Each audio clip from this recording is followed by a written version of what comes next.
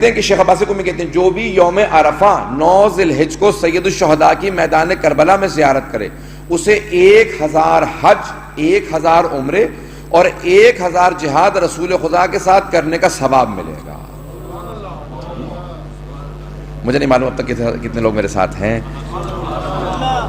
اللہ نے گرامی غور کیجئے گا اس پہ کہ امام معصوم نے، میں نے کہا نا کہ ہمارے علماء نے اس کو سب نے قبول کیا کہ 1000 حج، 1000 عمرہ اور 1000 جہاد رسول خدا کے ساتھ کرنے کا ثواب ملے گا جو یوم عرفہ پہ سید الشہداء کی زیارت کرے۔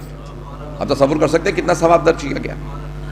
اب یہ اتنا ثواب جو ہمارے علماء نے لکھا ہے، اتنا جو نقل کیا گیا، اس سے پہلے کہ میں تشریح کروں ان جملوں کی جو امام نے پیش کیے ہیں، کس انداز سے سلام کیا، یہ اتنا ثواب ذکر کیا گیا، اتنا ہی ثواب کیوں دیا گیا؟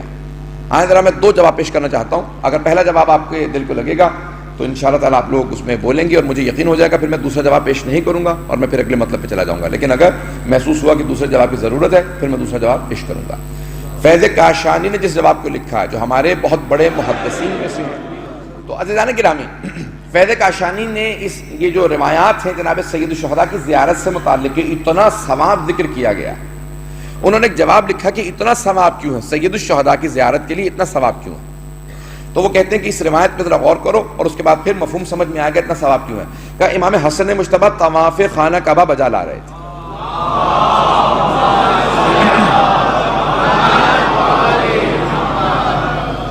طواف کر رہے تھے خانہ کعبہ کا، حج کا یا عمرے کا طواف تھا، اور سارے کے سارے حاجی ساتھ میں تھے۔ اب یہ حج سے پہلے کا عمرہ تمتع ہے، یہ حج کا طواف ہے۔ بہرحال اب سب طواف کر رہے ہیں، سارے صحابہ ہیں، تابعین ہیں اور نواسہ رسول ہیں، طواف کر رہے ہیں۔ اچانک ایک آدمی آتا ہے اور آ کے آواز دیتا ہے، کہتا ہے کہ کوئی ہے جو راہ خدا میں مجھے کھانا کھلا دے، ہے کوئی جو راہ خدا میں مجھے نیا لباس دلا دے، ہے کوئی جو راہ خدا میں مجھے نالین دلا دے، میرے پاس جوتے نہیں۔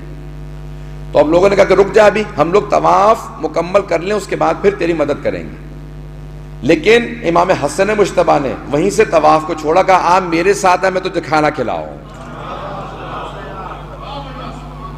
امام فوراً لے کے چلے، کہا آپ میرے ساتھ چل، میں کھانا کھلاؤں، تجھے نئے کپڑے لے کے دوں، نالین لے کے دوں۔ امام نے اسے کھانا کھلایا، نئے کپڑے لے کے دیے اور اس کو نالین لے کے دیے۔ جیسے واپس آئے تو اب وہ سارے صحابہ، تابعین کا مجمع، تبع تابعین، وہ سب کے سب امام پہ حملہ آور ہوئے اور کہا کہ آپ نواسہ رسول ہو کے طواف کو چھوڑ کے چلے گئے، آیا طواف کا ثواب زیادہ ہے یا اس کے کھانا کھلانے کا ثواب زیادہ تھا؟ آپ نے طواف توڑ دیا، آپ نے طواف چھوڑ دیا، خانہ خدا کا طواف تھا، آپ طواف بجا لا رہے تھے، آپ طواف چھوڑ کے چلے گئے اس فقیر کو، اس جاہل کو، اس گنوار کو کھانا کھلانے کے لیے، جس کے پاس نہ لباس تھا نہ جوتے تھے، بھوکا آدمی تھا۔ اس آدمی کو بھوکے کو بعد میں کھانا کھلایا جا سکتا تھا۔ امام نے کہا سنو، اس سے پہلے کہ کچھ اور کہو، کیا تم نے میرے جد رسول خدا کو کہتے نہیں سنا کہ جس نے کسی مسکین کو کھانا کھلایا اسے 1 حج کا ثواب ملے گا، جس نے کسی بے لباس کو لباس پہنایا اسے 1 حج کا ثواب ملے گا، جس نے کسی ننگے پیر پھرنے والے کو جوتے پہنائے اسے 1 حج کا ثواب ملے گا۔ امام نے فرمایا کہ حج کے 13 ارکان ہیں،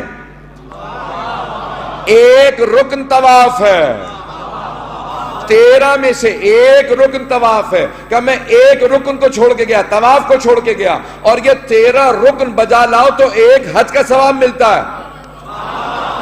میں ابھی 3 حج کا ثواب لے کے آیا ہوں۔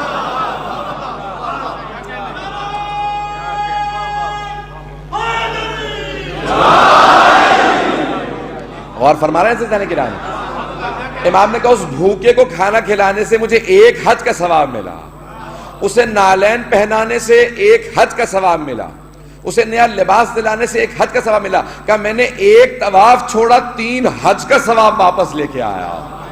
عزیزان گرامی، فیض کاشانی کہتے ہیں کہ یہ دیکھو بعض اوقات انسان صرف ظاہر کو دیکھ رہا ہوتا ہے۔ سید الشہداء کے پاس جو کچھ تھا،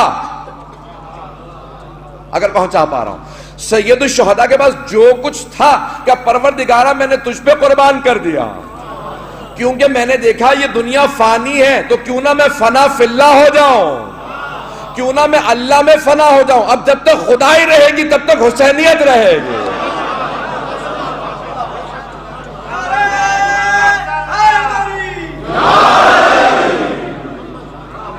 توجہ فرمائیے۔